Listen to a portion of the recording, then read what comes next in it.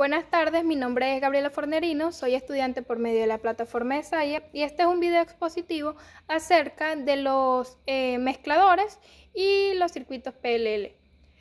Los circuitos mezcladores son aquellos que conocemos en electrónica o en telecomunicaciones como los capaces de generar a partir de dos señales de entrada una tercera frecuencia de señal.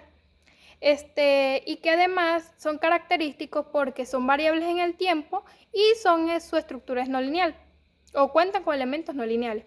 Entre los parámetros conocidos de estas son la suma de frecuencia de las señales de entrada, la diferencia de la frecuencia de las señales de entrada y que al final las señales de entrada serán tomadas como parásitas o descartadas porque se tomará en cuenta la señal generada por estas. Los tipos de mezcladores se pueden clasificar según la ganancia o pérdida de conversión o la estructura utilizada.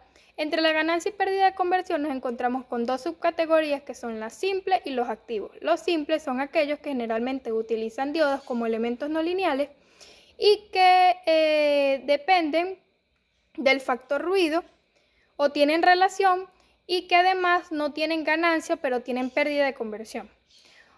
Los activos, por su parte, son aquellos en los que se emplean generalmente transistores que por ende deben ser polarizados. Este sí tiene ganancia de conversión y a que además no dependen del factor ruido. Por otra parte, la clasificación de la estructura implementada nos encontramos con los simples, los equilibrados, doblemente equilibrados y los de rechazo de frecuencia de imagen. Entre los simples nos encontramos que son los que emplean un elemento no lineal como mezclador y que la señal parásita es separada de la útil por medio de filtro. El equilibrado es aquel que utiliza dos o más elementos no lineales, o sea, dos mezcladores simples y que se conectan entre ellos híbridamente. El doble equilibrado es aquel que emplea cuatro elementos no lineales de tal manera que eliminen todas las frecuencias generadas por medio de los armónicos pares. Por otra parte, el rechazo de frecuencia de imagen es aquel que emplea dos mezcladores doblemente equilibrados y que estos se conectan de tal manera que también se les aplicará una señal por medio de la conexión híbrida de 90 grados y un oscilador local que está a través de un divisor de potencia. Entre las aplicaciones más comunes de este tipo de circuitos nos conseguimos con las conversiones de frecuencia, la modulación de amplitud y la demodulación, también las traslados de frecuencia, es decir, que donde se requieran ser aplicados en todo tipo de transmisión se pueden utilizar.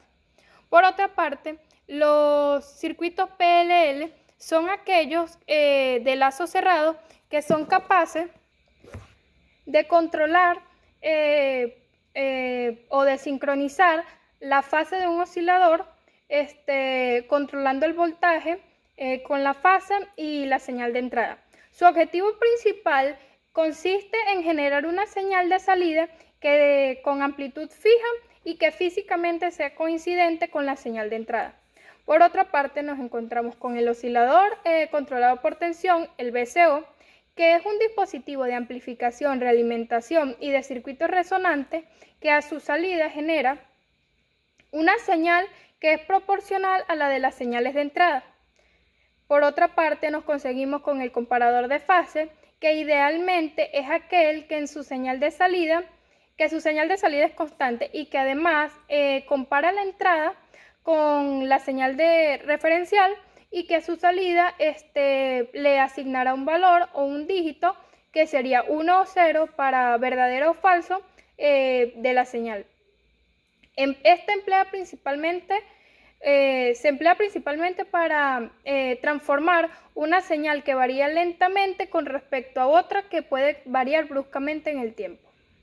Teniendo todo esto en cuenta, los PLL podemos considerar que son implementados o que funcionan de tal manera que por dentro se están conectando uno con el otro, es decir, el oscilador controlado por tensión, el comparador de fase y en su inicio el lazo cerrado que genera.